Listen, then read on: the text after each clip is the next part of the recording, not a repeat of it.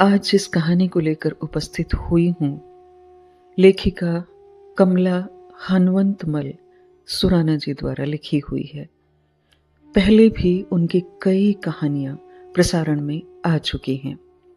उनकी पुस्तक हमारे जीवन की नई कहानियाँ से एक और कहानी आज आपके समक्ष लेकर उपस्थित हूँ। इस कहानी के विषय में थोड़ा सा बताना चाहती हूँ। लेखिका कमला सुराना जी ने अपने पोते श्रेयांश के कहने से कहानियों को लिखना प्रारंभ किया। यही कारण है कि श्रेयांश की पीढ़ी को ध्यान में रखकर ही कमला जी ने कहानियों को लिखा। श्रेयांश का आग्रह था, माँ कुछ लिखो ना। पोते की यह विनती उनके हृदय को छू गई और कमला जी ने एक के बाद एक कई कहानियां लिखी। उनकी अधिकतर कहानियां जिनवाणी के बाल स्तंभ में प्रकाशित हुई हैं। नमस्कार, मैं हूं अर्चना त्यागी और आज प्रस्तुत कर रही हूं कमला सुराना जी की लिखी हुई समाज की महत्ता, एक बहुत ही आवश्यक कहानी।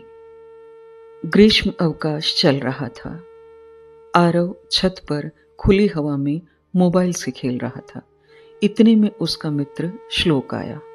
श्लोक, यार मैं जब भी आता हूं तुम मोबाइल से खेलते हुए मिलते हो। यह मुझे बिल्कुल अच्छा नहीं लगता है।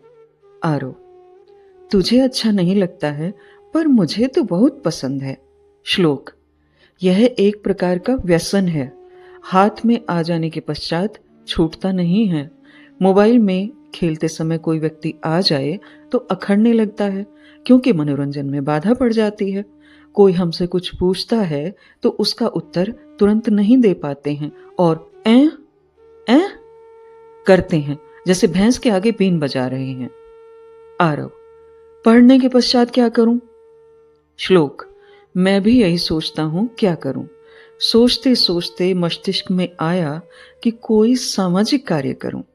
योग शिविर में प्रशिक्षण ले चुके हैं।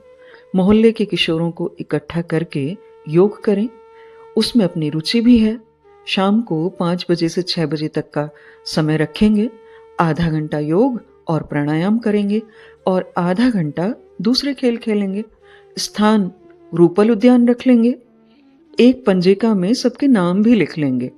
मेरे पिताजी सामाजिक कार्य करते हैं।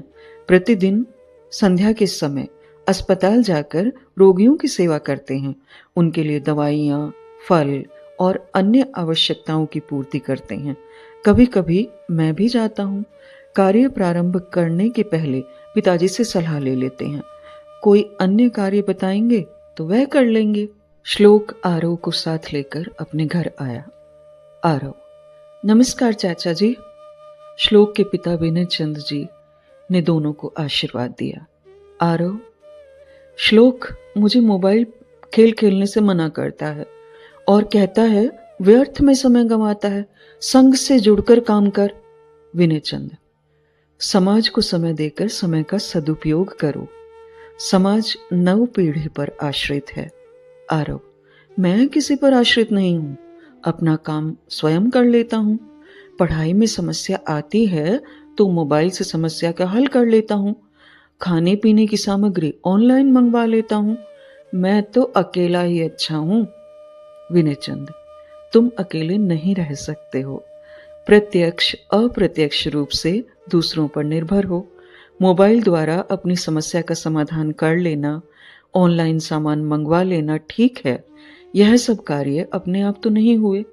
ऑनलाइन घर बैठे सामान आना, यह प्रौद्योगिकी किसी न किसी की देन है। मोबाइल भी बुद्धिजीवियों की भेंट है। ये वैज्ञानिक भी सामाजिक प्राणी हैं।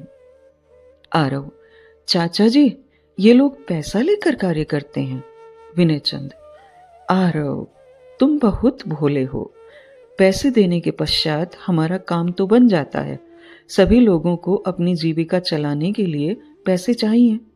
मनुष्य काम भी नहीं करे और पैसा भी नहीं कमाएगा तो समाज पर भार बन जाएगा। बेरोजगारी बढ़ जाएगी। जो लोग अपने पूर्वजों का कार्य संभाल कर पैसा कमाते हैं वे कर्तव्यनिष्ठ हैं। तुम सब काम अकेले नहीं कर सकते हो, जैसे खेती करना, लुहार, सुनार, बढ़ई, धोबी आदि काम करने वालों की सहायता लेनी ही पड़ती है। विकसित और स्वस्थ समाज के लिए इंजीनियर, डॉक्टर, वकील, सीए, शिक्षक और वैज्ञानिक का समन्वय जरूरी है। समाज के सभी लोग अपनी अपनी भूमिका निभाते हैं। समाज के बिना मनुष्य अधूरा है। उसकी मान मर्यादा समाज से होती है। समाज से उसका अस्तित्व जुड़ा हुआ है। एक उदाहरण से इसका स्पष्टीकरण देता हूं। सिर में घने और काले काले बाल से चेहरा खिलता है, इसलिए बालों की विशेष सुरक्षा की जाती है। उनको संवारते हैं, एक भी बाल टूटने नहीं देते हैं। टूटने पर दुख होता है। उनकी रक्षा के लिए बड़े दांतों का कंघा रखा जाता है। अधिक झड़ने पर चिकित्सा करवाई जाती है। सफेद होने पर बालों को काला किया जाता है। नवयुवक, नवयुवतियां भिन्न भिन्न प्रकार के केश विन्यास बनाते हैं। जो बाल टूट जाते हैं तो घृणा के साथ उन्हें फेंक दिया जाता है। एक भी बाल अगर खाने में आ जाता है तो ऊब होने लगती है, खाना छोड़कर उठ जाते हैं। ऐसा क्यों? चेहरे की सुंदरता बढ़ाने वाले ही तो बाल हैं। समूह में थे तब उनकी सुरक्षा थी, उनका मान था। इसी प्रकार व्यक्ति भी समाज का अंग बनकर रहता है तो उसका सम्मान है। हिल मिलकर रहने से सब हितैषी रहते हैं। श्लोक। मैं 8वीं कक्षा में पढ़ रहा था। पापा जी गणित पढ़ा रहे थे। उसी दिन गणित की परीक्षा थी। इतने में फोन आया। पड़ोसी जगजीत सिंह जी का देहांत हो गया। 10 बजे शव यात्रा का प्रस्थान होगा। पिताजी तुरंत उठ गए, लोकाचार में जाने के लिए तैयार होने लगे। श्लोक ने कहा, मेरी गणित की परीक्षा है और आप जा रहे हैं? पिता, मुझे लोकाचार में जाना है। श्लोक, मुझे गणित कठिन लगता है, आप कल बैठक में चले जाना। पिता, बेटा, गणित के प्रश्न तुम स्वयं भी हल कर सकते हो। मैं जहां जा रहा हूं वहां सबको मिलकर काम करना होता है। जिनके घर में मृत्यु हुई है वे बहुत दुखी हैं। उन्हें सांत्वना देनी होती है, कफन लाना होता है, पार्थिव देह को अर्थी पर रखने हेतु तैयार करना होता है, अंतिम संस्कार के लिए कंधों पर उठाकर शमशान घाट ले जाना होता है। सगे संबंधी, अड़ोसी पड़ोसी मिलकर अपना अपना कर्तव्य निभाते हैं। यह कार्य श्रेष्ठ कार्यों में अपना स्थान रखता है। एक घटना सुनाता हूं जिससे तुम्हें आभास होगा कि समाज का कितना महत्व है। अपने ही नगर में अत्यधिक धनी सेठ रहते थे। वे लोकाचार में घोड़े पर बैठकर जाते थे। शमशान के कार्य में हाथ बिल्कुल नहीं बटाते थे। उन्हें पैसे का बहुत घमंड था, सभी को छोटा मानते थे। फिर सेठ जी की माता जी का देहांत हो गया। परिचितों को सूचित किया गया। सभी लोग घोड़े पर बैठकर आ गए। उनके कार्य में किसी ने भी हाथ नहीं बटाया। सेठ जी राह देख रहे थे कि लोग अंदर आकर रीति रिवाज पूरे करें, समय पर यहां से अर्थी रवाना की जाए। 3-4 घंटे बीत गए, अर्थी बाहर नहीं आई।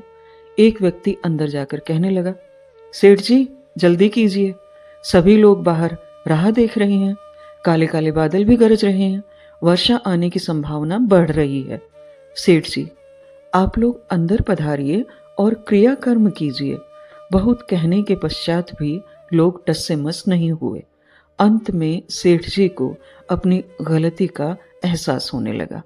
मन ही मन चिंतन करने लगे कि मैं कभी किसी के काम नहीं आया, इसलिए मेरे साथ ऐसा व्यवहार हो रहा है।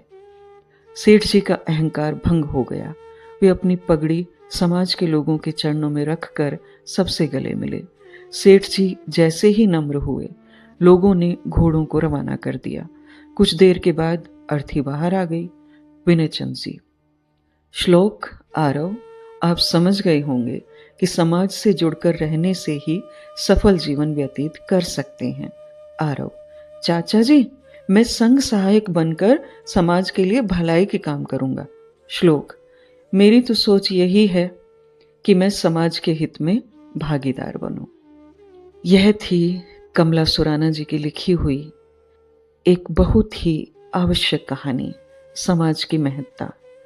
वास्तव में आज के दौर में हम समाज के महत्व को भूलते जा रहे हैं और आने वाली पीढ़ी को वो गुण नहीं दे पा रहे हैं जो उन्हें समाज से जोड़कर रखने में लाभदायी हों।